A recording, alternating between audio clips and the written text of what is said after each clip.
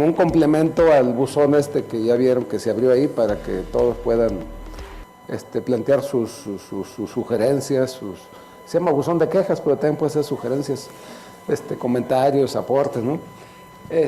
Y vamos a iniciar este ciclo de conferencias sobre este tema de género con la doctora Angélica Buendía. A ella le tocó, por alguna razón más circunstancial, digamos que les explotó el problema en las manos de... ¿Cuántos meses estuvo cerrada la UAM? 2 meses. 2 meses por un tema, pues un tema ligado, digamos, a este asunto de género. Ella dirá de qué tipo fue, ¿no? De qué se trató. 2 meses por esta situación, y la consideramos importante invitarla para que nos hablara justamente de ese tema, del tema de cómo se gestó esta situación en la UAM Xochimilco. Actualmente la UAM Xochimilco pues, es egresada de ahí, no eres de la UAM Xochimilco, ¿eh? No, de Iztapalapa. De Iztapalapa, pero actualmente está ocupando, digamos, el segundo cargo de relevancia de la UAM Xochimilco, digamos, como una vicerrectoría, se llama secretaria de la unidad Xochimilco, y acaba de ser nombrada miembro del consejo, de la Junta de Gobierno de la UB. En general, ha estado participando, pues fue jefa del departamento de producción económica del GAM Xochimilco, ha estado como presidenta del Consejo Mexicano de Investigación Educativa del 18 al 2019, forma parte de una red, digamos, que se dedica a todo este tema de estudios de educación superior, de educación comparada. Ha tenido distintas estancias en Stanford, en Canadá y en Chile y en quién sabe qué dice aquí. En Alemania. Pero sobre todo, digamos, es mujer, no es chapinguera, pero ella siente como si fuera chapinguera, porque su marido es chapinguero y su hijo es chapinguero, entonces... Mi yerno pues, también. Y su yerno también es chapinguera, ¿no? Entonces es más chapinguera que muchos de nosotros, ¿no? Entonces, pues cuando le planteamos la posibilidad de venir a platicarnos ese tema, pues no lo pensó 2 veces, nos quería cambiar la hora, pero sí está aquí con nosotros. Entonces, pues te digo, la intención es eso. Nosotros estamos iniciando aquí en el CIESTAM una iniciativa de cómo considerar este tema tan complejo. Sí. Y dijimos, qué mejor alguien que ya lo vivió y lo está viviendo, sufriendo, no sé cómo está ahí. Entonces, pues, Angélica, gracias. Por acompañarnos. ¿Lo ocupa? No, ya creo que no. Pues muy buenas tardes a todas y todos. En la UAM se dice a todas, todos y todes. No sé si aquí se diga igual, pero allá sí. Más después del conflicto. Bueno, pues primero quiero agradecerle a Manrubio, que además de mi reconocimiento y admiración profesional, pues también es un amigo ya de muchos años, la invitación. Y bueno, pues yo voy a compartir con ustedes justamente la experiencia que vivimos en la UAM en un conflicto muy reciente por razones de violencia de género en las 5 unidades. Les voy a contar un poquito qué pasó, y quiero empezar diciéndoles que yo antes decía que era feminista, ya no sé si lo soy. Soy mujer, y como muchas mujeres que estamos aquí seguramente, y como muchas que hombres y mujeres conocen, pues sabemos y conocemos la historia, y a veces la hemos vivido en carne propia, de lo que significa para una mujer poder ocupar ciertos espacios, poder desarrollar otras cosas que no estén asociadas a estereotipos de género, poder ser estudiante, poder al mismo tiempo ser mamá, ser novia, ser amiga, ser compañera, y bueno, pues creo que todas lo hemos vivido. Y a partir de eso, pues todas decimos que somos feministas, y además, bueno, pues hay un tema histórico, ¿no?, del reconocimiento de los derechos de las mujeres, que ha tenido que ser una lucha, a diferencia de un reconocimiento propio y naturalizado de los hombres, ¿no? Entonces nosotros, con el respeto que me merecen todos los hombres que están aquí, pero nosotras hemos tenido que hacer una lucha constante, histórica, en diferentes momentos, efectivamente, de la historia. Y hoy voy a hablar desde otra posición, insisto, siempre he dicho que soy feminista, pero más bien soy mujer, y como mujer pues me ha costado, pero también he tenido al lado a grandes hombres que han, al lado, no adelante ni atrás, al lado, que me han apoyado profundamente tanto en mi vida personal como profesional. Yo les voy a hablar justamente de lo que hemos vivido. He planteado aquí algunos temas que en los que ordené esta presentación, antecedentes y contexto, una universidad, 5 realidades. Ahora lo diré, las buenas prácticas, el marco institucional para la atención, prevención y erradicación de la violencia de género en la UAM, el origen multicausal del conflicto y vivir el conflicto día a día hacia la construcción de acuerdos, dialogar, negociar y ceder. Esta es la UAM.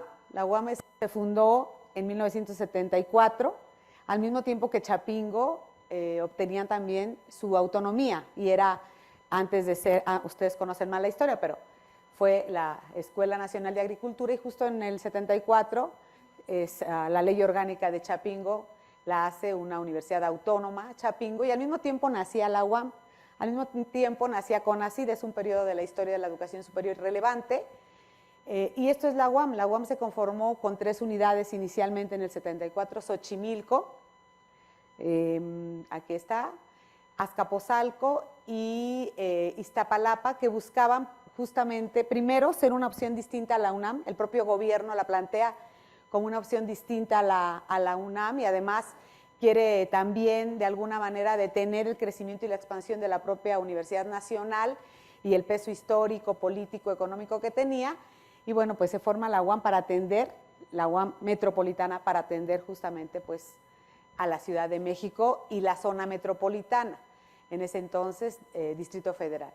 Más tarde, en el 2005, nació la unidad Coajimalpa, que ahí ustedes pueden ver, y después, ya hasta se me olvidó el año, pero unos años después, nació Lerma en el Estado de México bajo un amplio debate, porque la UAM nació para hacer y atender a la zona metropolitana, y Lerma ya estaba en el Estado de México. Entonces se decía, si uno ve el mapa, se decía, bueno, hace más falta una UAM hacia abajito, ¿no? Hacia abajito de Xochimilco, hacia por este rumbo, y no en Lerma. Pero bueno, después fue la coyuntura, el gobierno del Estado donó el terreno, ya saben, los políticos cuando andan en campaña pueden hacer muchas cosas, y después ya tenemos hoy y decir muchas cosas, y hoy tenemos 5 unidades. Entonces, por eso le llamo una universidad 5 realidades. Creo que un gran reto de la UAM ha sido, primero, que se reconozca como una única universidad, porque cada unidad, si bien nos regimos por un mismo marco institucional, pues somos muy diversas, ¿no? Muy diversas,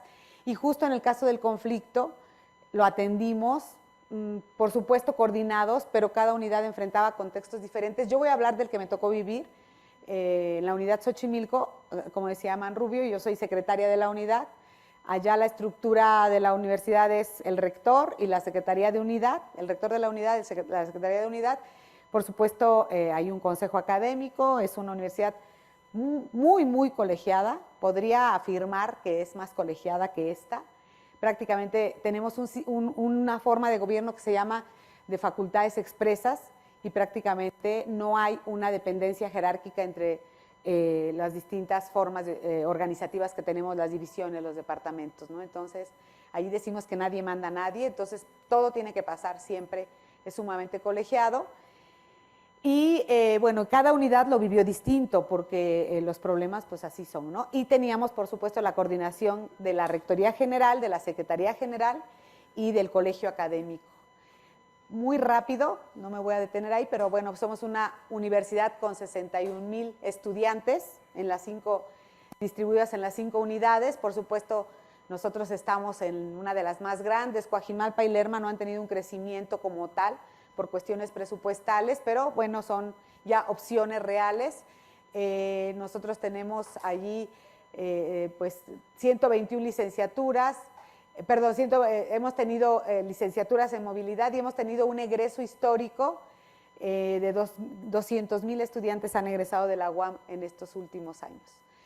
Tenemos un personal académico que está integrado por 2,862 profesores y profesoras. Como pueden ver ustedes ahí, el promedio de antigüedad en la UAM, pues por supuesto ya hay profesores que fundaron la universidad, y tenemos un promedio de edad que es un problema que va a tener que ver con el conflicto, pues de profesores que están por arriba de los 60 años, ¿no? Y eso, ¿por qué va a tener que ver con el conflicto? Por la distancia generacional y la comprensión de las relaciones que se pueden establecer hoy con las y los estudiantes, ¿no? Entonces, bueno, pues como todos, tenemos ahí profesores en el SNI, quién sabe si el SNI vaya a continuar, pero todavía tenemos, ¿no? Esa es la UAM, muy en términos generales. Entonces, esta diferencia entre las unidades sí es muy visible, no solo en la lógica de la construcción de nuestra vida cotidiana como universidad, sino también lo que significó para nosotros el conflicto. ¿Qué tenemos o cómo se ha gestado un marco institucional y hemos tratado de implementar o hacer o armonizar lo que tenemos en el tema de violencia de género, que no es nuevo, por supuesto? Y bueno, pues hemos trabajado como todas las instituciones. Asumíamos que éramos una de las primeras instituciones que le entró al tema tanto desde la legislación como desde la práctica investigativa. Obviamente tenemos un contexto internacional y nacional, todo el tema de derechos humanos, también todo el tema de leyes y organismos internacionales que, bueno, pues han tenido influencia en cómo se ha desarrollado el asunto de la violencia de género. Particularmente en Xochimilco, es la primera unidad de la UAM donde nace un cuerpo académico de colegas, sobre todo mujeres, que se llama Cuerpos que Importan, en el 2011. Y es un grupo interdisciplinario de profesoras que generan un proyecto de investigación y atienden a estudiantes, mujeres, que pues manifiestan haber tenido algún tema de violencia de género, algún tipo de violencia de género, algún tipo de agresión, fundamentalmente entre compañeros o profesores y compañeras, y ellas dicen, como tal, buscamos visibilizar el tema de violencia de género en la universidad. Después en la UAM también se fundó en el 98, que prácticamente va a cumplir 25 años, la maestría en estudios de la mujer. Igual hay gente que seguramente quien aquí se dedique a estudiar el género pues ha leído o ha tenido algún encuentro.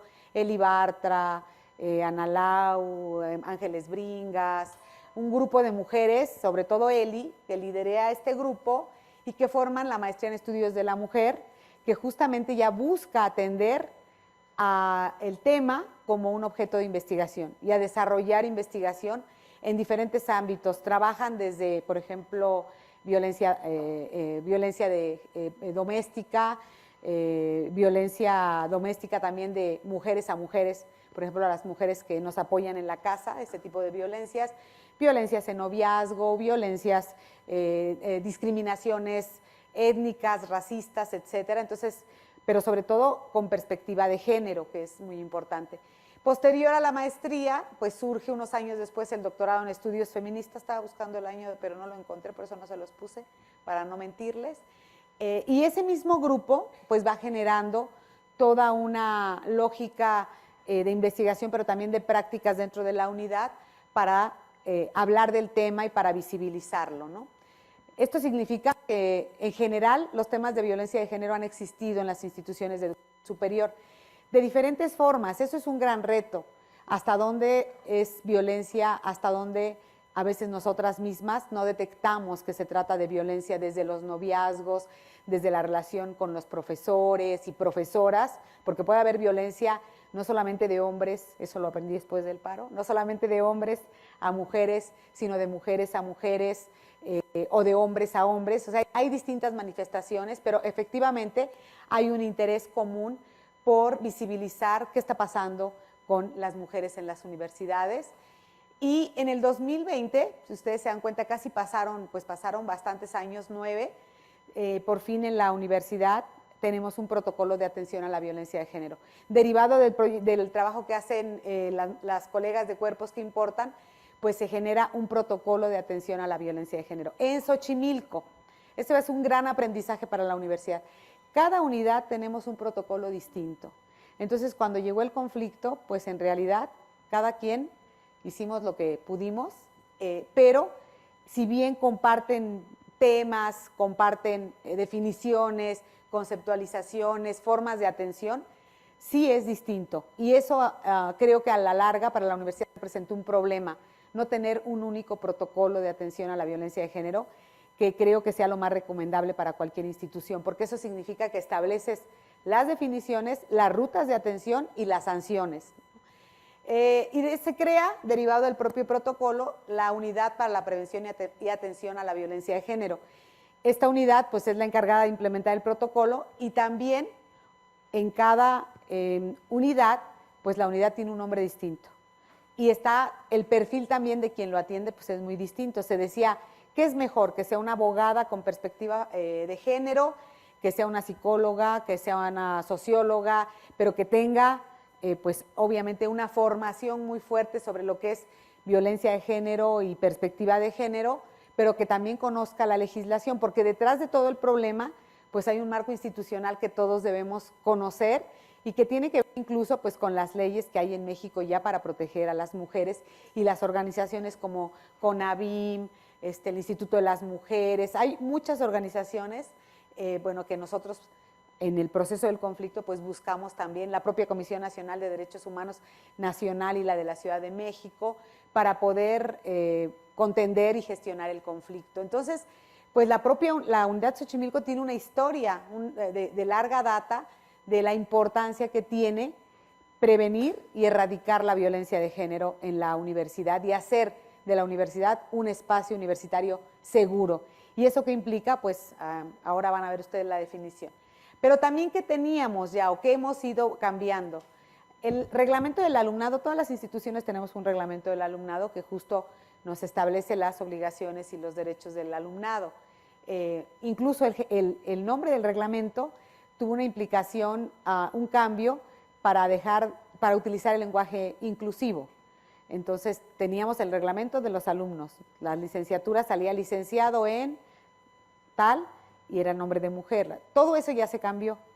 Todo eso ha sido parte de la construcción de la perspectiva de género en la universidad y se ha ido adecuando. Ahora tenemos una comisión del colegio para hacer toda la armonización de la legislación con un lenguaje incluyente, que deje de referirse solamente, dice la perspectiva de género, por lo menos lo que yo he visto, lo que no se nombra no existe. Entonces, para que exista la licenciada en, o la maestra en, no puede decir estudio maestro en y el nombre de mujer. Entonces, lo que no se visibiliza no existe, ¿no? Esa es parte de la perspectiva de género.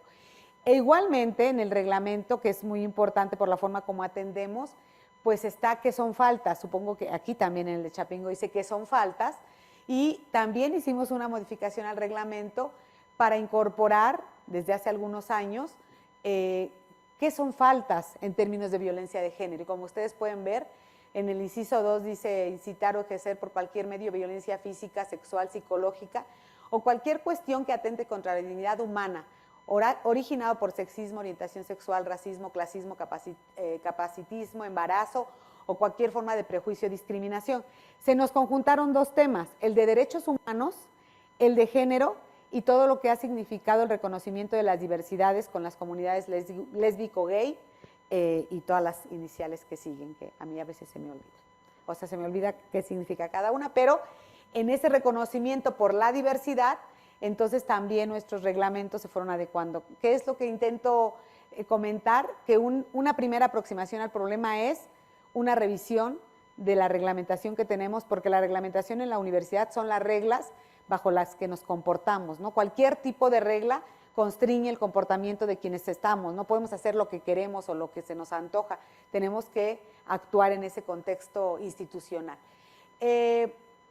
También pues se incluye como falta del alumnado actos de acoso, como es el de tipo sexual o conductas que atentan contra la intimidad sexual, y aquí entra pues todos estos temas que hoy para los más viejitos no nos es tan común, pero para los jóvenes sí, por ejemplo, de intercambiar imágenes de contenido íntimo, sexual, fotografías que podemos ahora compartir por los medios, que se llegan a difundir, etcétera. Todo eso que no sé si nosotros hacíamos, no teníamos los medios para hacerlo, pero que hoy es común entre los y las jóvenes, ¿no?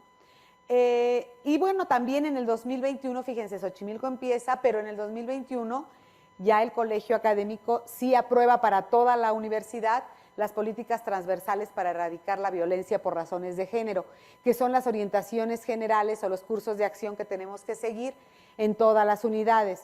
Y la idea era, nosotros ya teníamos el protocolo, pues adecuar ahora el protocolo que ya teníamos en la unidad, que nació primero, a las políticas transversales. También surge una Defensoría de los Derechos Universitarios, que tiene que ver justo con eso y que se asocia también al tema de cualquier tipo de violencias dentro de la universidad.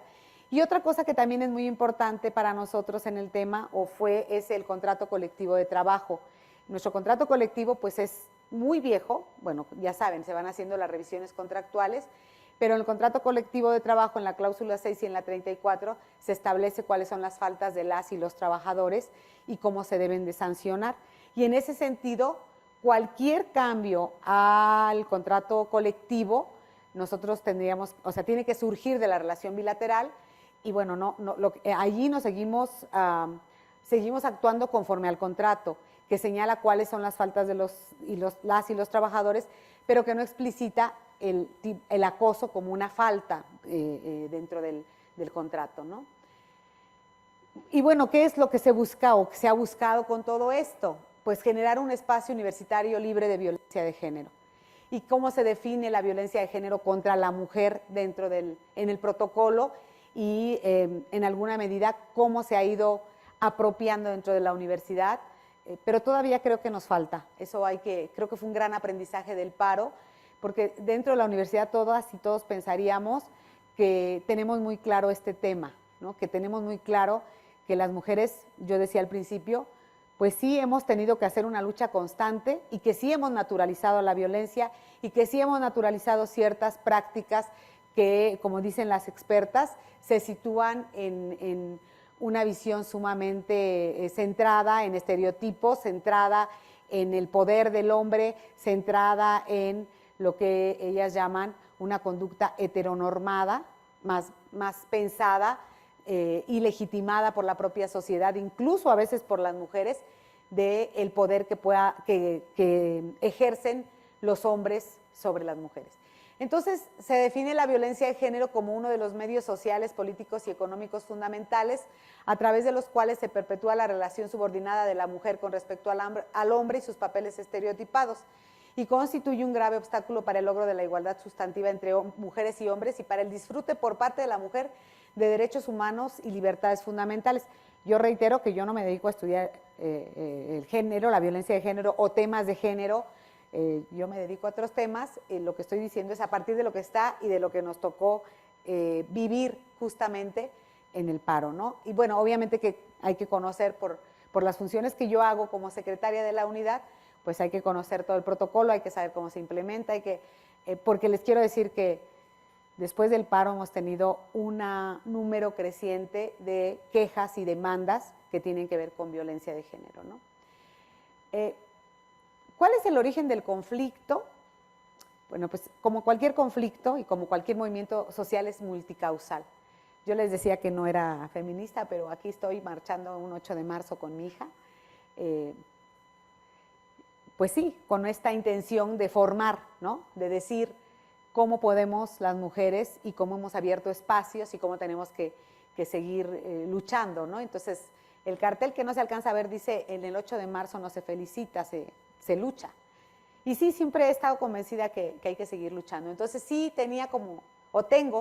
estoy convencida de esta lucha. Creo que el movimiento y las causas del movimiento son totalmente legítimas y válidas por el contexto y además porque todo el contexto nacional igual nos estaba mostrando pues una gran cantidad de feminicidios, de violencia como tal, sigue creo, todos lo sabemos y todas lo sabemos, que este tipo también de acoso que se puede sufrir en el trabajo, en la casa, en los espacios públicos, en el metro, en el autobús, en donde andemos, existe. Y el tema es cómo se ha naturalizado y cómo esa lucha pues prácticamente es día a día, colectiva e individual de las mujeres, ¿no? Entonces, ¿cuál es el origen? Pues que estamos en un cambio sociocultural mundial y de movimientos sociales en contra de la violencia, de cualquier tipo de violencias, pero particularmente la de género. Hubo un movimiento que fue el Me Too en 2017 que fue muy, muy sonado, ¿no? Que era justamente denunciar, que las mujeres tenemos que denunciar cualquier tipo de violencia por razones de género. Si ustedes, yo me metí un poco y a revisar todas las leyes y el contexto nacional e internacional, la violencia de género va desde las miradas, los piropos, el intercambio, la socialización que a ti no te haga sentir cómoda. Es muy amplio. Hay unas cosas que yo todavía no alcanzo a comprender muy bien y que todavía decimos, pero ¿eso es violencia o no es violencia? ¿Y cómo se puede juzgar o cómo se debe sancionar? ¿O en qué momento incluso hemos tenido que perder procesos de interacción social, no solamente entre hombres y mujeres, sino entre las propias diversidades, ¿no? Por supuesto que han crecido muchísimo las organizaciones de la sociedad civil, colectivas feministas, no sé si aquí en Chapingo hay colectiva feminista o hay varias, en la UAM hay muchas, cada unidad tenía su colectiva feminista. La nuestra se llamó UAM X Asamblea Estudiantil, pero había otra colectiva feminista y hay unas que son, ellas mismas reconocen que hay unas que son totalmente, que solamente admiten mujeres, se me olvidó ahora el concepto, hay otras que incluyen hombres en el movimiento, pero las que solo admiten mujeres son como las colectivas que son, digamos, con una posición más radical frente a la violencia. Por supuesto, los últimos años las marchas del 8 de marzo eran incluso ya, o son, ¿no? Son emblemáticas para las mujeres, sobre todo en las grandes ciudades, y todos los cambios legislativos que les comentaba, que si uno revisa todo lo que hay, pues es amplísimo el marco legislativo para entender qué ha pasado y también la propia historia, las convenciones que ha habido para avanzar en este tema, ¿no? Y que en ese sentido pues es sumamente valioso lo que se ha logrado. Igualmente el reconocimiento de las diversidades e inclusión, que decía, son las mujeres y las comunidades LGBT. Entonces, igual allí, pues a la hora que pasa un conflicto o algo, está también este proceso de reconocimiento de cómo las personas se asumen o se sienten. Ahora nosotros estamos viviendo después del paro en algunas aulas que los maestros dicen, es que yo llego, o las maestras, si llega un estudiante y me dice, tú me puedes ver de hombre, pero yo no soy hombre, yo me siento mujer, me tienes que decir como yo te digo. Y el maestro dice, bueno, pero yo te estoy viendo como hombre, dime, te digo por tu apellido, no, tú me tienes que nombrar como yo te digo. Y esta distancia generacional con los estudiantes, pues es lo que, por lo que les mostraba del dato de la planta académica, del promedio de edad de la planta académica, pues también es un gran reto para la institución, ¿no? Y bueno, pues este tema de las relaciones de género y de machismos visibles e invisibles, ¿no? Hoy la formación y la capacitación pasa por temas como micromachismos, por cómo, o sea, ¿a quién se tiene que formar más? ¿A los hombres o a las mujeres? O sea, ¿quién tiene que aprender de violencia de género y cómo contender con ella? Y por supuesto lo que les decía, se han modificado muy de manera, por lo menos en la universidad está pasando, las formas de socialización, las relaciones profesor-alumnas, así tal cual, hombre y alumnas mujeres, alumnos, alumnas, trabajadores, alumnos, trabajadores, profesorado, trabajadoras, trabajadores. Entonces, pues todo esto está cambiando muchísimo ahora y lo que les decía, la distancia generacional y la comprensión del cambio sociocultural que estamos viviendo, pues nos está costando mucho. Pero todo esto creo que tuvo que ver, y la forma en cómo estábamos atendiendo, como atendemos todavía, estos problemas, ¿no? Había quejas, nosotros atendemos los problemas por dos vías.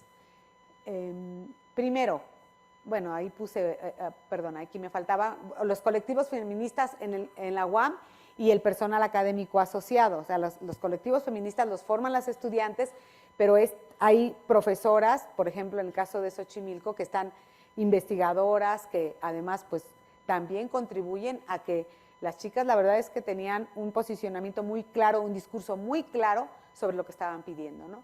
¿Cómo atendemos los procesos de atención? Que ahí se genera el conflicto. Los procesos de atención, tenemos dos vías. Una es cuando es de alumnado a alumnado, o sea, cuando una estudiante denuncia a un compañero que pudo haber sido su novio, su amigo, su compañero, pero lo denuncia.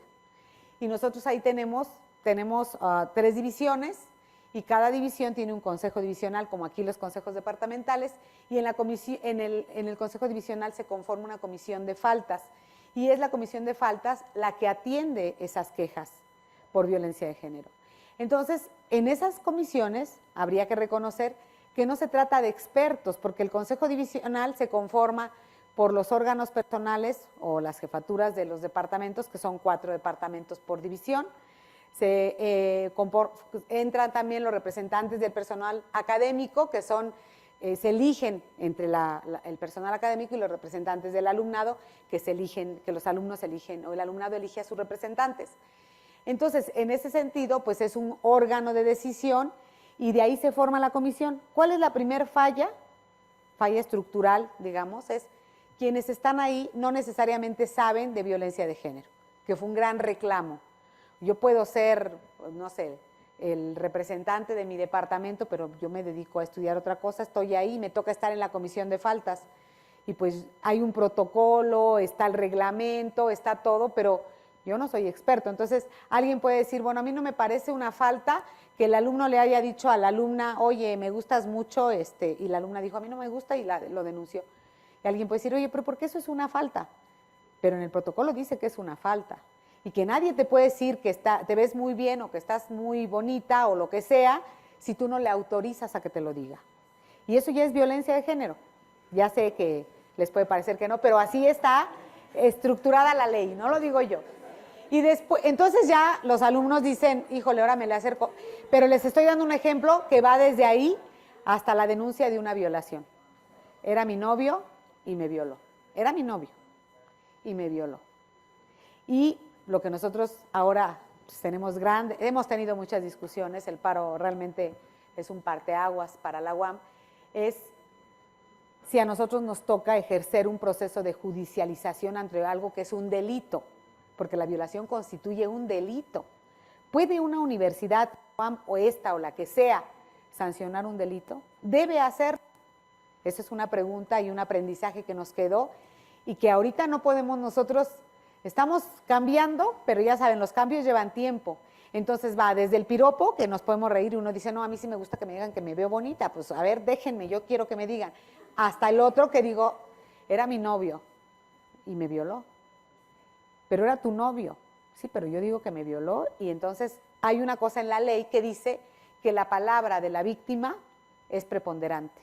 Entonces, aunque al otro yo le diga, para los hombres, revisen la ley, aunque el otro diga, oye, no, yo no la violé, realmente, pues teníamos una relación, tuvimos relaciones sexuales porque los dos quisimos.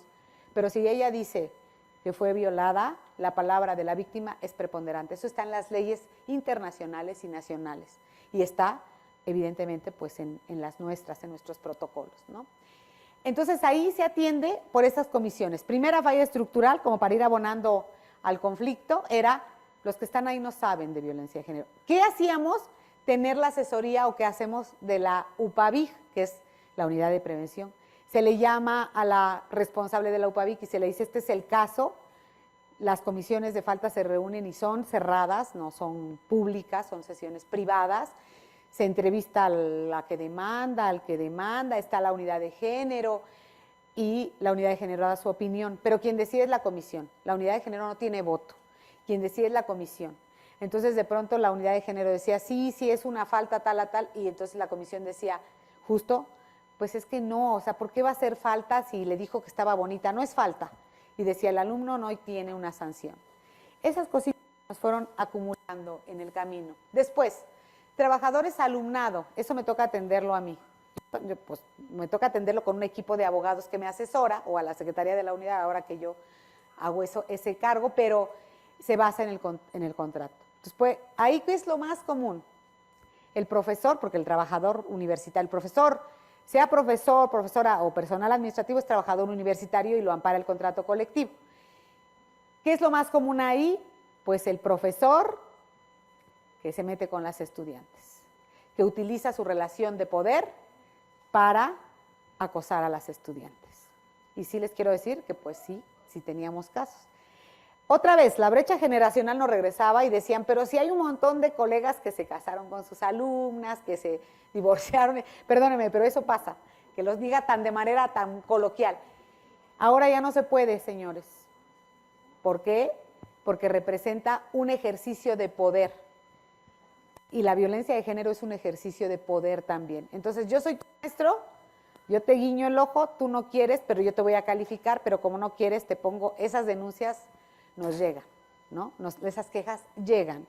Y entonces ahí, como hacemos es, pues todo un proceso también que está en el contrato colectivo de trabajo, también amparado en la Ley Federal del Trabajo, y hasta que llegamos a una sesión donde se dice, vamos a, pues llega la persona de la que, y otra cosa que es muy importante, de la que emitió la queja, pero la persona que emitió la queja y el acusado o acusada nunca están juntos. Por eso les digo que el reto de la judicialización para la universidad es eso, un gran desafío, porque uno diría, bueno, cuando hay un juicio, hay ese término de abogados de, pues que haya un careo, a ver quién está diciendo la verdad. Eso no puede ocurrir aquí, porque si tú sometes a una persona a que sientes a la muchacha y a la muchacha, a ver qué pasó, no, porque ahí estás revictimizando.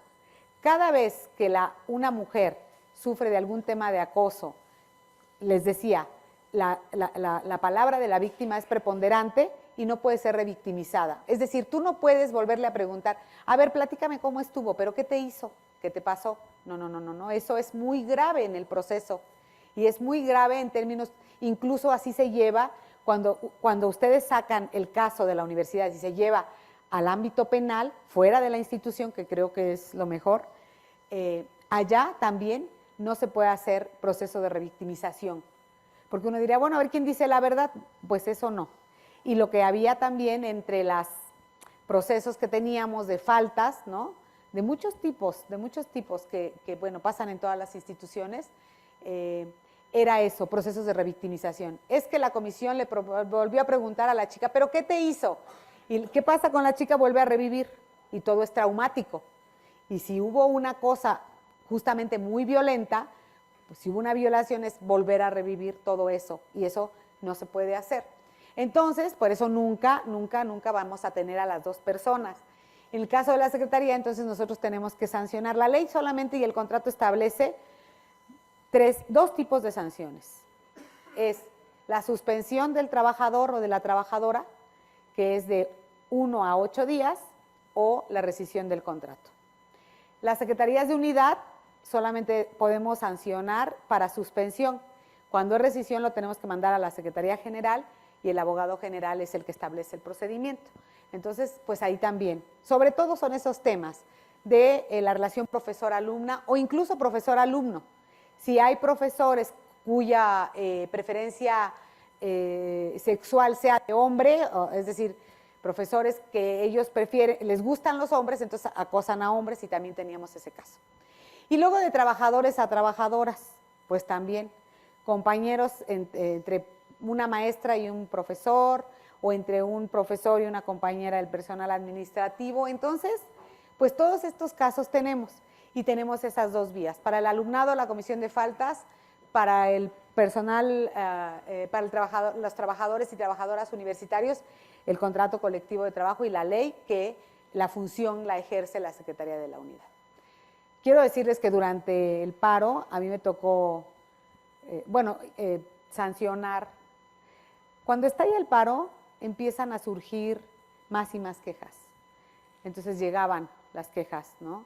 Y entonces me tocó sancionar a muchos colegas, unos conocidos, otros no tanto, y fue una situación muy difícil. Si lloro, perdónenme. Entonces, ahora, ¿cómo se origina? Porque los medios también hicieron su chamba.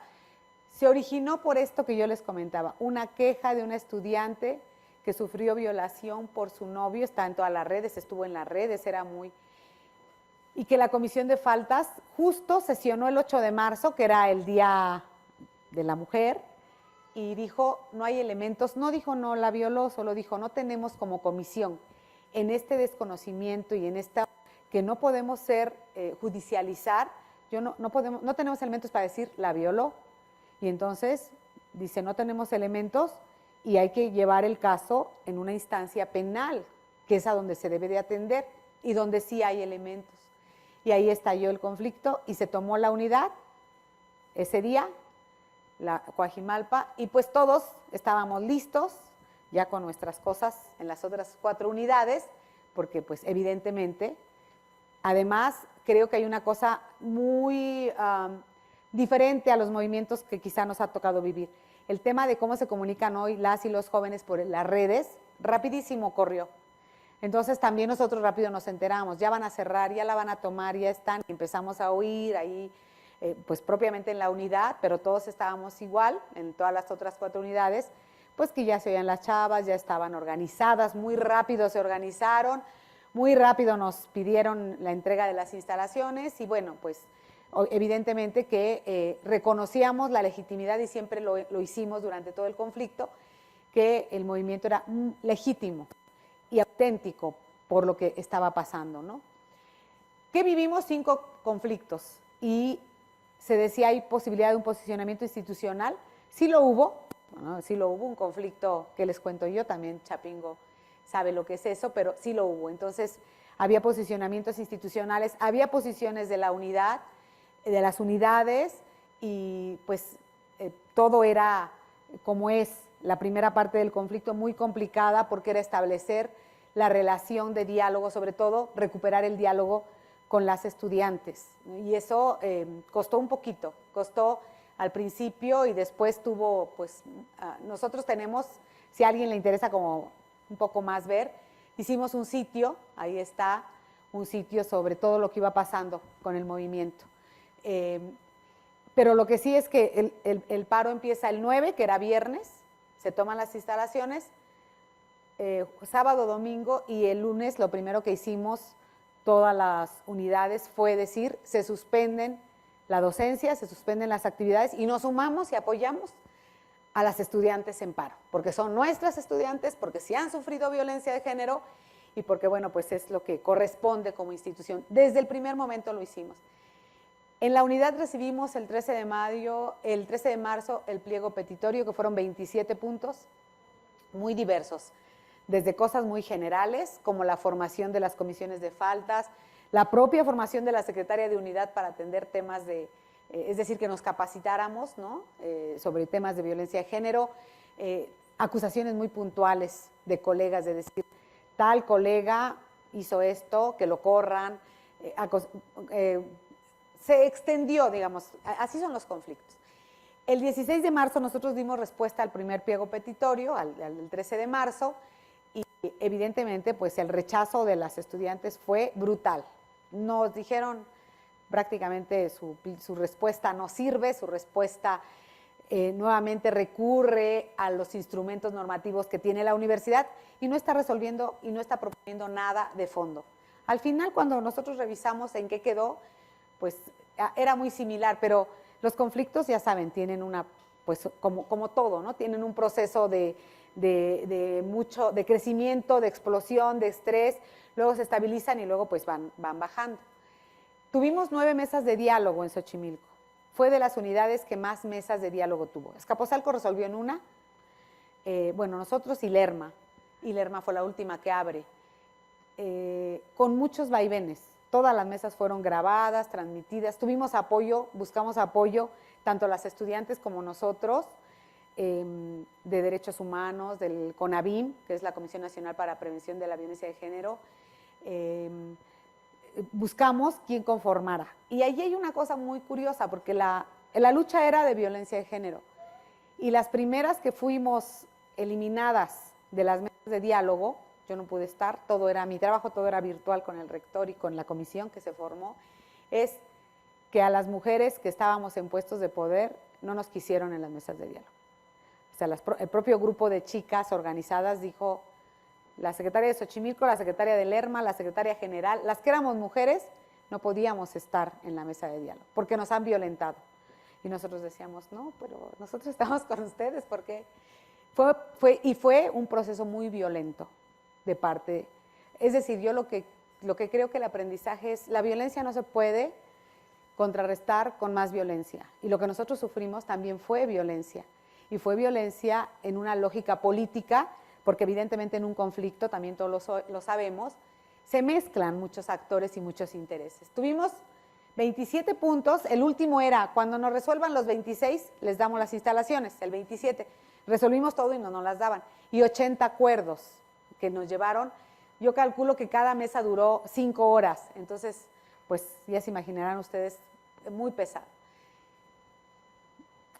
¿Qué pasó ya en el conflicto? Que fue lo que a mmí me sorprendió muchísimo como universitaria, además, y bueno, yo digo que soy muy comprometida y que la universidad es mi casa, y Manrubio decía así, la mitad de mi corazón en la UAM, la mitad en Chapingo, he vivido desde siempre la universidad, creo que todas las que estábamos ahí. Lo primero es que la comunidad se volcó, la comunidad, me refiero al personal académico, todo el mundo decía, las autoridades son las responsables, que resuelvan las autoridades. ¿Por qué no resuelven? Ellos que resuelvan. Y yo, la verdad es que al principio lo tomé personal, no nada es personal, pero yo decía, pero yo nunca he ofendido a nadie, yo nunca he violentado a nadie, pero mis colegas también, la secretaria del ERMA o la secretaria general, que nos conocemos de muchos años, pero era la lógica. El conflicto toma una ruta política, como todos, que creo que fue lo que nos llevó a alargar el paro, porque creo que pudimos, o sea, lo que nosotros resolvimos al principio lo pudimos haber resuelto, o sea, fue lo mismo prácticamente, pudimos haber resuelto muy rápido, decíamos, en 2 semanas esto sale. Cuando veíamos que pasaba el tiempo, era porque ya se habían incorporado muchos factores políticos y actores políticos. Entonces, lo primero fue, yo empezaba a ver los desplegados de mis colegas por todos lados, que nos conocíamos y en general, y decían, son las autoridades, que resuelvan las autoridades. Y bueno, pues sí. También, pues hay que decirlo, un acercamiento entre los diferentes actores. En este caso, en la UAM, sí fue el sindicato con las alumnas. Para golpear, pues a quien se pueda golpear, hay que decirlo también, ¿no? Si al rector, si a las rectores de unidad, si a la secretaria, lo que sea, lo que represente autoridad. Esa es la lucha política y esa, pues hay que tenerla clara. Pero sí hubo un acercamiento de tal forma que al final, pues allí un espacio del sindicato se le dio a las estudiantes de una forma muy extraña, pero bueno, los grupos políticos se posicionan y aprovechamos la coyuntura, esto que les digo, ¿no? Ya no sabíamos si era el conflicto, ya no sabíamos quién se metía, pero bueno, el alumnado fue una cosa muy curiosa, el alumnado participa activamente, el conflicto se democratiza entre la comunidad, en general no, el alumnado no participaba, lo veíamos en las mesas de diálogo, o sea, veíamos cuánta gente se conectaba porque las transmitíamos, y veíamos y decíamos, no, pues es que somos, o sea, en la unidad Xochimilco hay 15,000 estudiantes y conectados había 200. Los alumnos preguntaban, ¿cuándo acaba? Oigan, ya regresen. A la primera semana decían, sí, sí, que las autoridades, no sé qué, defensoras de violadores y acosadores. Pero conforme pasaba el tiempo, ya veíamos y decía, ¿cuándo ya abren? Ya por favor abran, ya que acabe. Son unas, o sea, todo se revolvía y nunca hubo como una encuesta que dijera, que democratizara, además las chavas usaban muchas encuestas para muchas cosas, pero nunca para decir que acabe el paro, que se levante el paro o que siga el paro. Nunca se democratizó como tal, ¿no? Y bueno, pues, y sí parecía que éramos enemigos, acabamos, al final para nosotros había un sentimiento como, pues, muy negativo porque decíamos, pero es que no somos enemigas o enemigos de nuestros estudiantes, ¿por qué nos tienen que ver así? Pero bueno, son formas de concebir y en los conflictos es así, ¿no? Y hubo también un posicionamiento de los medios de comunicación con una clara tendencia a pues decir, fue la universidad, no es la universidad. Se dilató el diálogo también, o sea, de pronto decían, hagan de cuenta, estábamos en la mesa y si alguien volteaba de la comisión y alguna estudiante decía, ya me vio feo la profesora, se levantaban y decían, se rompe el diálogo, vámonos, ya no hay. Y la profesora decía, pero no la vi, o sea, volteé por alguna, no la vi, de verdad no la vi. O sea, y después ya, en las reuniones preparatorias para entrar, donde estábamos, yo al final les decíamos, a ver, por favor no miren, por favor no provoquen, calma, calma. La violencia contra, esto que les decía, la violencia contra las mujeres en el poder se manifestó, fue un fenómeno muy extraño porque, pues, decíamos, todos somos feministas menos las autoridades, aunque haya mujeres ahí, a esas sí hay que darles, ¿no? Pues para qué sean autoridades. Y lo que les decía, luchar contra la violencia de género, pero con violencia. ¿Por qué lo digo? Porque cuando nosotros, bueno, ahorita voy a llegar ahí, cuando nosotros regresamos a la unidad, pues sí hubo algunas cosas que digamos, no eran justificables, aún en la legitimidad y el contexto. ¿Qué preguntas nos quedaron y quizás es lo que más pudiera compartir con ustedes? ¿Está preparada la universidad para atender la violencia de género en todas sus expresiones? Esto que les decía. ¿Estamos listos? ¿Podemos manejar incluso las quejas? ¿Podemos distinguir? Había quien decía hay quejas falsas. O sea, no es cierto que el estudiante la acosó. Había quejas y salían amigas del compañero. No es cierto, pobre o del profesor, llegaban las cartas de apoyo al profesor. No es cierto, el profesor no hizo eso. Entonces, yo no sé si estamos preparados todavía para contender con eso y cómo lo tendríamos que hacer. Y si es la universidad el espacio para judicializar actos de violencia de género. Es decir, si la universidad puede erigirse como un juez y decir si sí hay falta o no hay falta y emitir una sanción que puede ir pues desde una sanción práctica como es la expulsión, pero también un daño psicológico a la persona que es sancionada, ¿no? Es decir, un chico que se le acusa de violación, pues yo creo que no es fácil contender a cierta edad con eso, pero a nosotros no nos toca, yo pienso que ahí todavía estamos discutiendo mucho y viendo cómo nos acomodamos para decir si nosotros debemos hacer eso, o si nosotros una vez que te llega la queja acompañar a la víctima y decirle, pon tu queja donde corresponde y allá, o sea, continúa tu proceso. ¿Qué tienes que hacer mientras? ¿Puedes dejar al alumno conviviendo con la alumna? O sea, son puras preguntas, ni crean que nosotros tenemos claro todo eso. Después decíamos cuáles son los límites y los alcances de la unidad de género, ¿no? O sea, ¿qué puede decir la unidad de género? La unidad de género prácticamente todas eran sanciones. Los colegas de las comisiones veían otra cosa, entonces ahí también. Y luego también, otra cosa que creo que en general en todas las universidades se está haciendo es si toda nuestra legislación está armonizada con las leyes nacionales e internacionales para proteger a las mujeres. Y qué cosas sí podemos, reitero, actuar, ¿no? Dentro de. Por ejemplo, prevenir cualquier tipo de acoso que no llegue a un delito. Eso sí, pero los delitos creo que es muy difícil para la universidad. Otra cosa es, hay toda una formación de abogacía con perspectiva de género. Es decir, no cualquier abogado o abogada puede atender un tema de violencia de género, si no está formado en perspectiva de género, si no se sabe qué es eso, ¿no? Lo otro también que aprendimos es un solo protocolo para la UAM. ¿A qué me refiero? Es decir, creo que no es recomendable, por ejemplo, me voy a referir al CIESTAM porque estamos aquí, pero que el CIESTAM tenga su protocolo, que la prepa tenga su protocolo, que fitotecnia tenga su protocolo. Eso se vuelve muy caótico, eso nos pasó. ¿Por qué? Porque necesitamos reglas generales para una comunidad universitaria, ¿no? Que justamente permita avanzar y gestionar los conflictos por violencia de género de una manera generalizada. ¿Por qué? Porque ahí después, o sea, un profesor tú lo puedes correr, pero el profesor puede decir, puede continuar, lo puede rescindir, pero el profesor por fuera puede entablar un juicio donde corresponda y tenemos casos de colegas que se fueron por una acusación de violencia de género y que ahorita afuera nos están diciendo lo tiene que reinstalar porque no es probado la violencia, ¿no? Entonces ahí también. Yo digo, formación en violencia de género sí, para toda la comunidad, adoctrinamiento no. Me parece que eso puede ser muy, no riesgoso, pero sí creo que coloca y polariza el debate. Y creo que lo que tenemos que hacer es construir entre hombres y mujeres una universidad libre de violencia. Y el adoctrinamiento va más por casi que pues convertíamos a las universidades de mujeres, ¿no? Y podemos prescindir de todos los hombres. Yo no soy partidaria de esas posiciones, pero creo que sí necesitamos fortalecer la prevención y la formación en violencia de género, ¿no? No sé si sea como ahora se dice, si empoderar a nuestras estudiantes, no, yo creo que, y a nuestras profesoras y compañeras trabajadoras, sino más bien es cómo percibimos y cómo entendemos un proceso de cambio cultural y hacemos también que se comparta. ¿Por qué los cursos eran solamente para mujeres o solamente para hombres? Pues yo creo que entre más inclusión, y rompemos con la inclusión, ¿no? Entre más inclusión haya, creo que estoy segura que podría, por lo que hemos vivido, que podría funcionar mejor. La participación del alumnado en las comisiones y acciones para dar seguimiento a los acuerdos. Eso fue, bueno, yo les quería mostrar porque nosotros sacamos editamos esta cosita, que son los acuerdos con la UAMX Asamblea Estudiantil, los 80 acuerdos al pliego petitorio para difundir. Evidentemente no estaban los acuerdos difundirlo, pero era un compromiso de la Rectoría y de la Secretaría, y nosotros pues hicimos todo esto y ahora estamos dando seguimiento.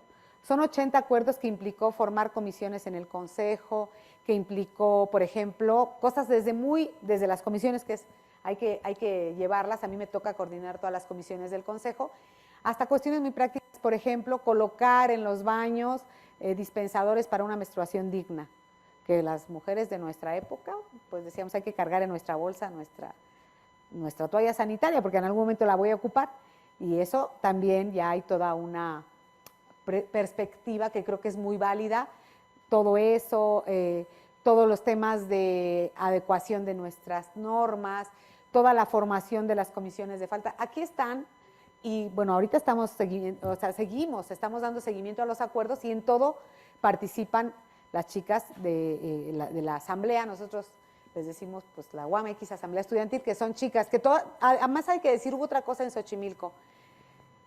Las chicas de Xochimilco siempre estuvieron cubiertas, nunca cubiertas, como ustedes ven en la tele cuando están las marchas de los grupos más radicales, que cubiertas totalmente. Entonces nosotros, para entrar a la unidad en las mesas de diálogo teníamos, bueno, yo entré una vez cuando me permitieron, pero después la comisión entraba y había como 3 filtros. Le revisaban a las colegas que son profesoras, compañeras nuestras, por eso les digo que era como violento, porque sus bolsas, sus mochilas, a los compañeros también, sacaban muchísimas fotos, grabaciones. Nosotros no podemos, nunca, o sea, uno no puede, porque somos funcionarios públicos, no podemos grabar nada, pero siempre era grabado todo. Entonces, y ahora todo el seguimiento de los acuerdos es con la asamblea. Ahora ya sabemos, y sí, lo único que pedimos es que sean estudiantes de la universidad, porque los movimientos se complican y estamos seguros que pues sí había algunas personas que no necesariamente estaban ahí en la universidad. Y bueno, ¿por qué lo digo? Porque sí hubo algunas cuestiones. Esa foto que se ve medio oscura es cuando nosotros entramos, la librería estaba destrozada. También tuvimos problemas en el acceso, cuando se dilataba el diálogo. Nosotros tenemos un bioterio que es uno de los bioterios más importantes y pues no se permitió la entrada y tuvimos daños y tuvimos que sacrificar miles de ratas del bioterio y bueno, hubo mucho destrozo, ¿no? Que era lo que creo que no se justifica, independientemente, es decir, la legitimidad del movimiento está, pero bueno, pues una biblioteca, una librería en una universidad, pues es una cosa muy importante, muy simbólica, ¿no? Y además porque, bueno, pues representaba, tal era el caso que pues, nosotros firmamos 80 acuerdos, concluimos y llamábamos al diálogo para que nos entregaran las instalaciones. Todavía tardamos como una semana más, como 2 semanas, para la entrega. ¿Por qué? Porque lo que se nos pedía para la entrega era entregar cartas de no represalias al alumnado que ya habíamos entregado, pero decían, nos las dan, nosotros la revisamos, le corregimos la redacción al rector y se la regresamos, y eso no lo aceptamos. La entrega de las instalaciones sujeta al levantamiento del paro en todas las unidades, tampoco era un acuerdo. Y tampoco, bueno, se iban levantando las unidades conforme iban avanzando. Un espacio para la asamblea, que después el sindicato se los había otorgado y después que sí, que no, se hizo ahí un relajo, pero bueno. Y después nos querían entregar las instalaciones a las 12 de la noche, de las 12 de la noche a las 6 de la mañana.